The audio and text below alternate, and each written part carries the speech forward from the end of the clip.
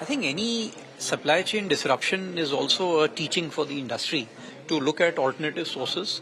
And as I mentioned in my address also today, there have been some sectors in which people started looking at alternative sources of energy also. If a particular sector was too much dependent on LPG and the supplies were getting disrupted, they use this opportunity to switch over to piped natural gas. So probably, these are the areas in which a lot of innovation is required to be brought about.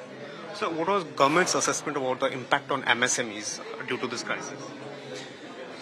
There was impact on the MSME sector. It is with this intent that the government came out with this emergency credit line guarantee scheme so that the MSMEs are able to tide over any liquidity and working capital issues.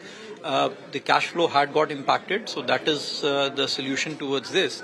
Besides that, this was also a time when a lot of companies who were dependent on exports to these countries were not in a position to do those exports. So they also started exploring newer markets.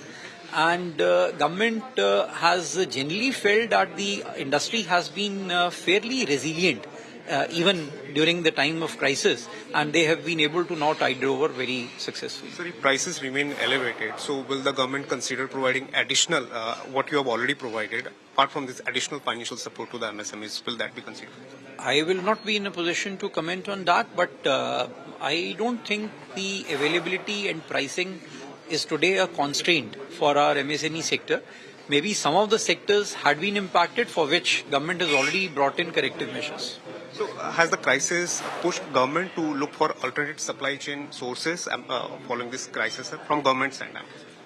It is the industry which always looks at alternatives, and I think the industry has been fairly robust and resilient in that respect.